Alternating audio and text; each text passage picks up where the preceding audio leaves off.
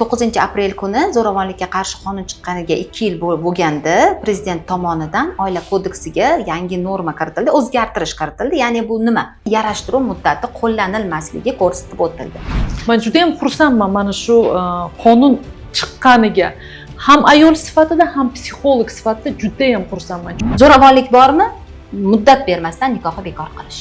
Jahlim chiqdimi bo'ldi, umuman ko'rinma ko'zimga. Oilaviy zo'ravonlikka uchragan insonni ruhiy holati qanaqa bo'ladi? Yillar davomida yig'ilgan bo'lishi ham mumkin. Yoki ana shu aytganingizdek affektning holatda ham bo'lishi mumkin. Muhabbat va o'sha nazorat chegarasini qayerdan bilsin? Ekspert bilan buni muhokama qilishi kerak. Nima uchun? Biz har xil psixotiplarmizda.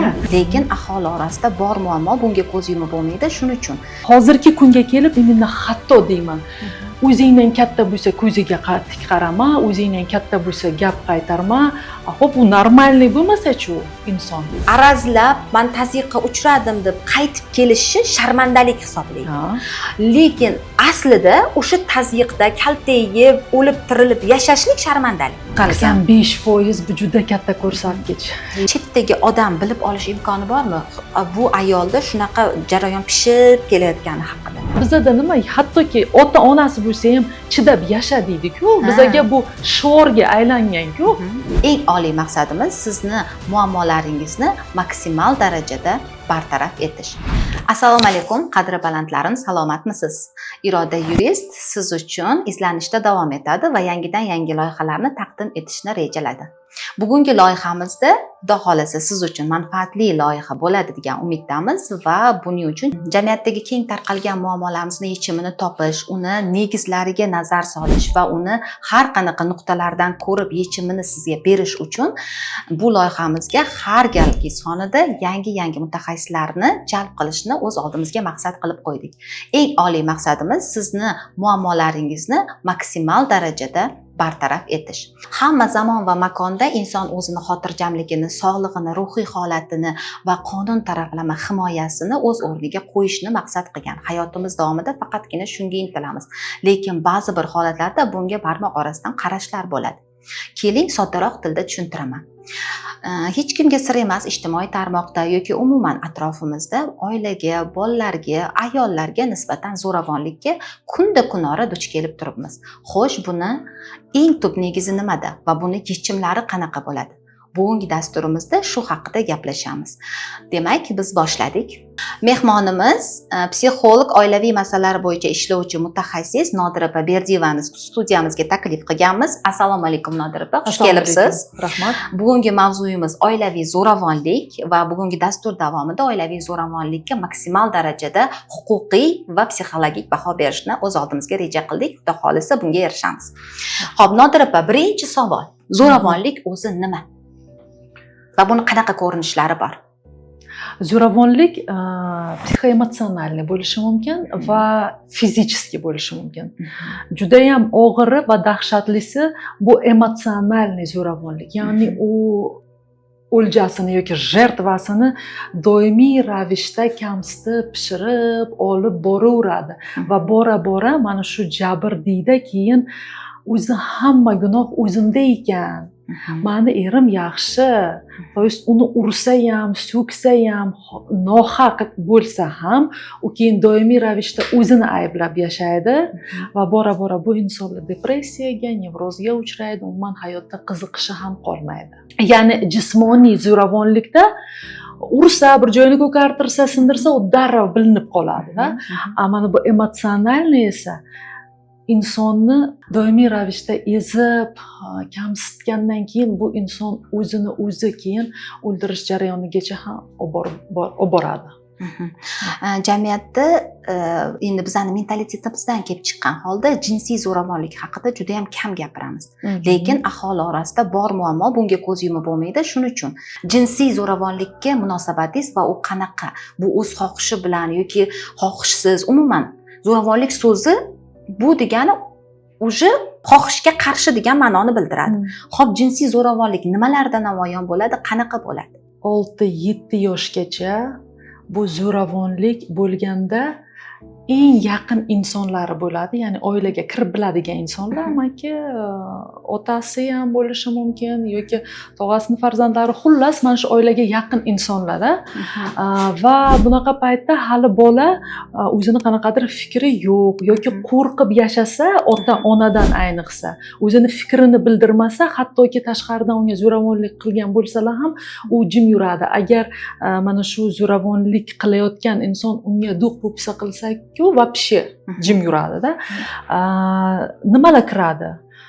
Aynan genitaliyalarga teginishi va ular bilan gaplashganda nima qildi senga desa, organimga tekkani yoki ishqalanganligi aytiladi. Katta bo'lgandan keyin oilada esa jinsiy zo'ravonlik bu ayolini hattoki urib jinsiy aloqa qilishi, ayoli xohlamagan paytida ham uni zo'rlashga kiradi. Mana shunaqa ko'rinishda bo'ladi.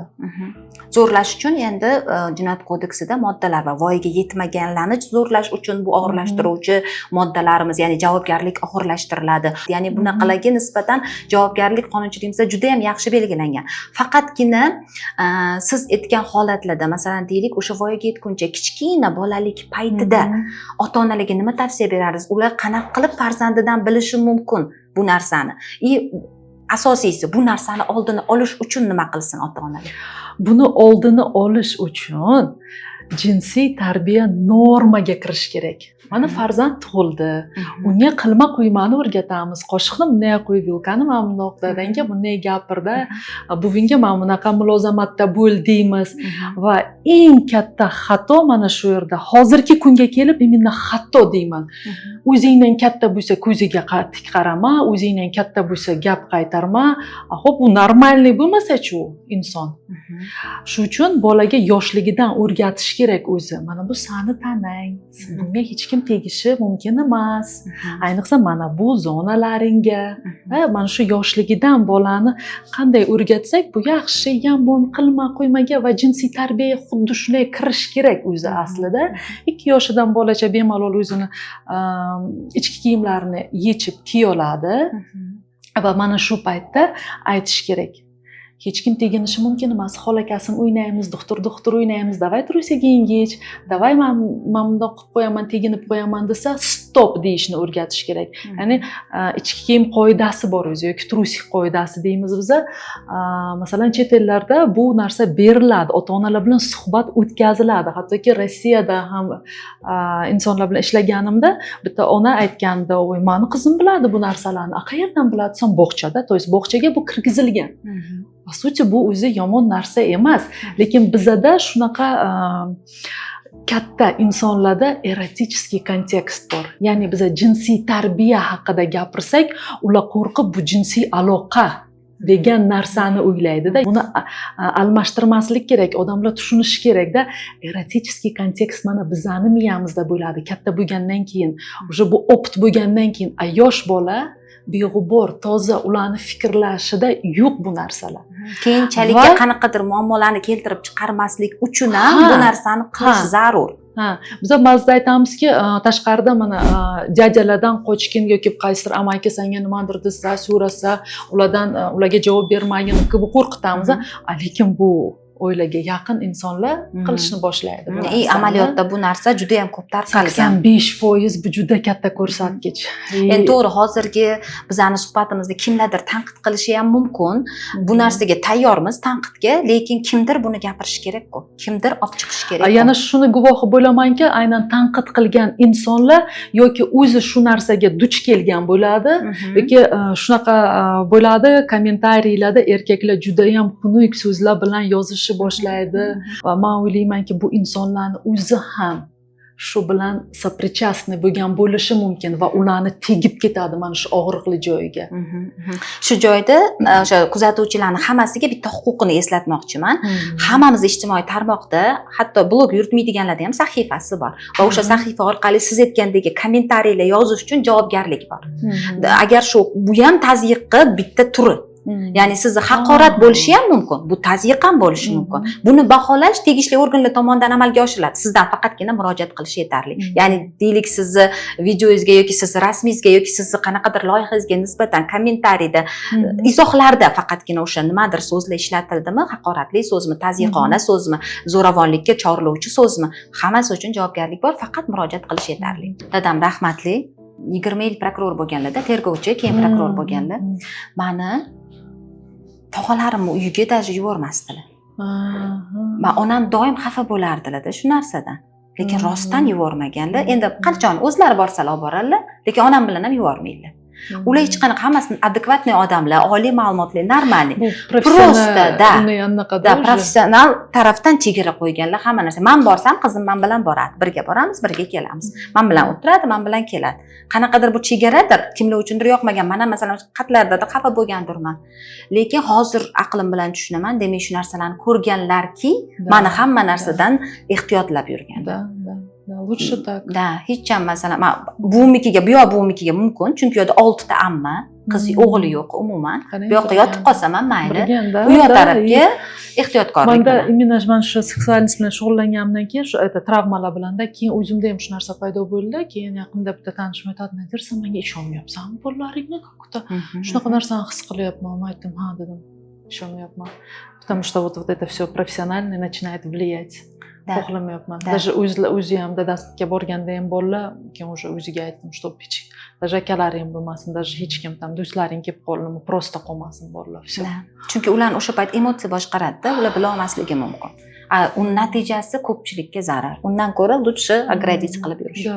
Irodaxon, qarang, voyaga yetmagan bolaga agar tegajog'lik qilsa, masalan, bu 5 yosh ham bo'lishi mumkin, 6 yosh, onasiga aytsa, ona qayergadir murojaat qilishi mumkinmi yoki aynan shu yosh bola murojaat qilinishi kerakmi? Yo'q, unaqa emas. Ya'ni o'sha voyaga yetmagan bolaga nisbatan uyatli qanaqadir harakatlarga u shart emas jinsiy tarafdan nimadir bo'lishi, umuman uyatsiz buzuq harakatlar qilinishi yoki shu siz aytgandagi hamma holatni jamlagan holatda onasi, uni vasiysi, homiysi, otasi murojaat qilishga haqli. Endi 5 yoshli bola o'zini hissiyotlarini, o'zini holatini faqat onasiga tushuntirib berishi mumkin. U qonun qo'riqchilariga tushuntira olmaydi-ku bu narsani. Lekin bunda ota-onasi, vasiysi, homiysi, qonun taraflama bemalol murojaat qilishga haqli.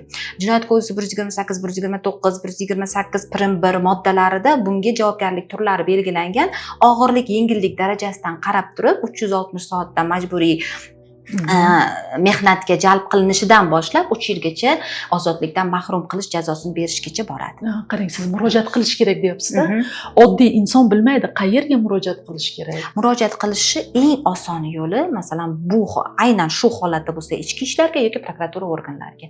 Hozirda hamma organlarimizda ishonch telefonlari bor. Oddiy, masalan, deylik o'sha boyiga gaplashganimiz ayollarga nisbatan tazyiqqa bo'lsa 1146 raqami orqali murojaat qilish. Albatta. Buni hamma o'ziga yozib olishi kerak. 1146 raqamiga u doimiy ishlovchi nomer va bemalol bu raqam orqali o'zingizdagi holati bo'yicha bayon qilsangiz, tegishli organlar tegishli xulosa qilib, unga nisbatan javobgarlik albatta belgilanadi. Qarang, shu o'rinda o'z esimga keldida, bu bor keyslar.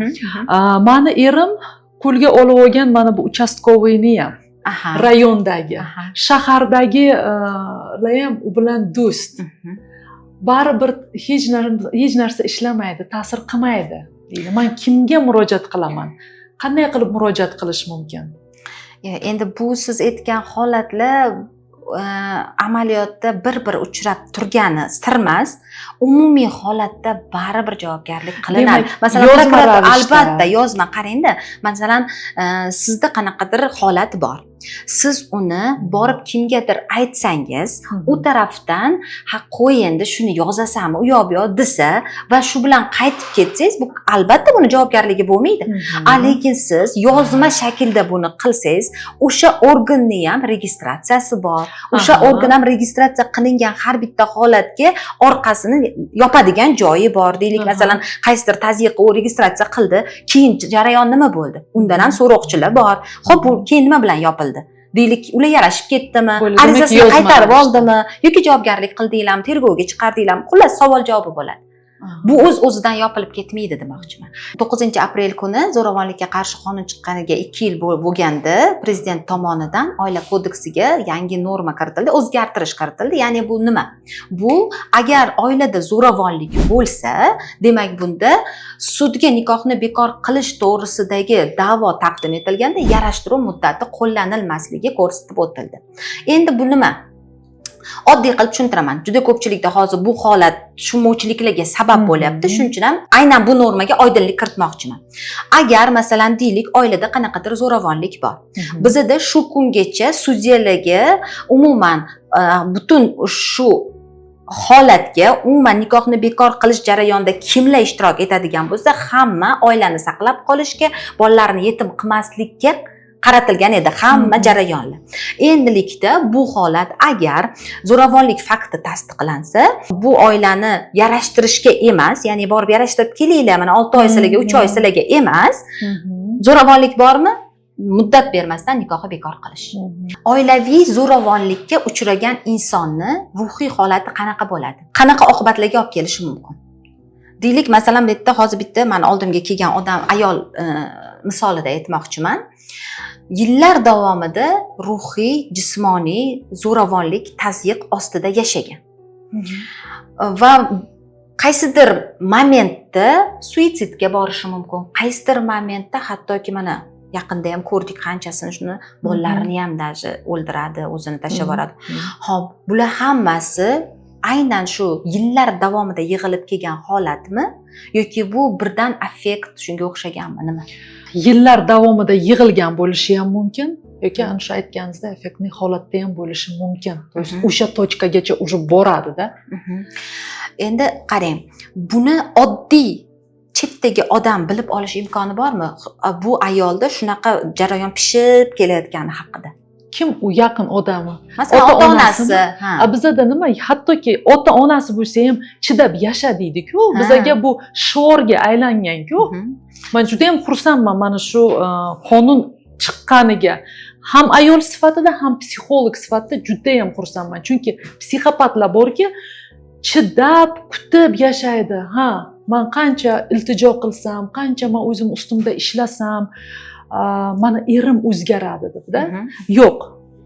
Psixopatlar o'zgarmaydi, chunki ularda empatiya yo'q. Endi aynan shu savolga sizga savol. Aynan mana shu ota-onalar bizda mentalitetda arazlab, men tazyiqqa uchradim deb qaytib kelishi sharmandalik hisoblaydi.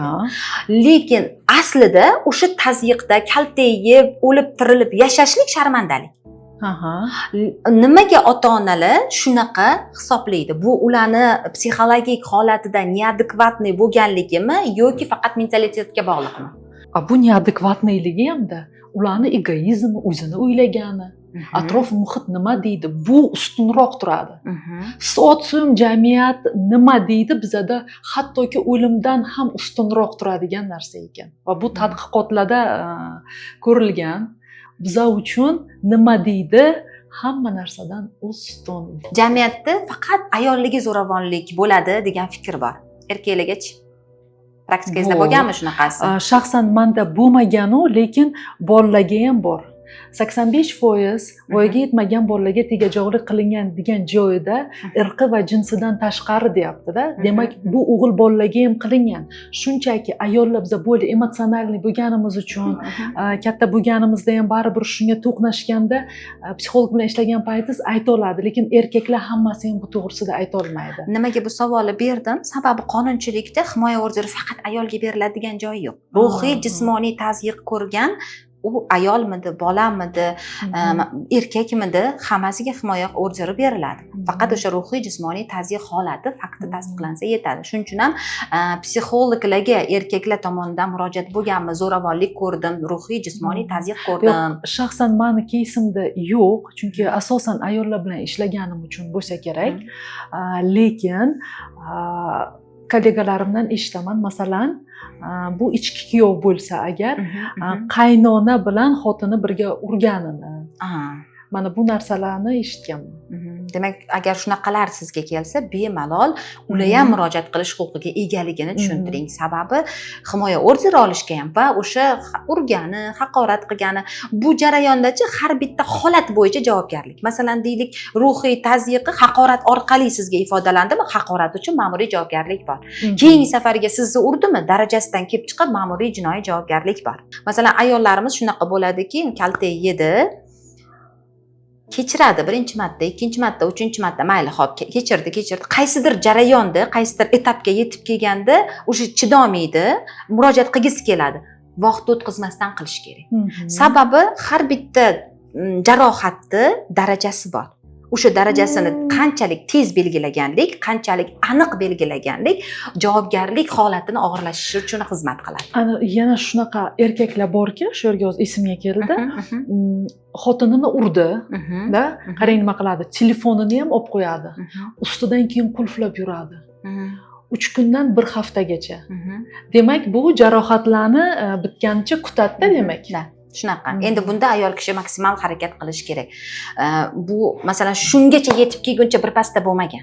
Shungacha ruhiy tazyiq nimadirlar bo'lib yurgan. O'sha joyda hal qilish kerak. Chunki bu odam kelib oxirida o'sha shu qulflashgacha yetib kelishi mumkin. Endi qulflash deganingizda yana bitta keys esimga keldi. Bitta ayol menga murojaat qildi. Erim kiyinishimni ham, qayerga borishimni, kim bilan telefonda gaplashishimni, necha soat qayerda o'tirishimni, hammasini nazorat qiladi. O'rtoqlarim oldida hadeb telefon qilavermang, uyalamanman desam, sani shunchalik sevaman, hammadan qizg'onaman. Bu hech qanaqa sani chegaralash emas, hamma joyga ruxsat bor, faqatgina men sen bilan aloqada bo'lib turishim kerak, chunki sani shunchalik sevaman.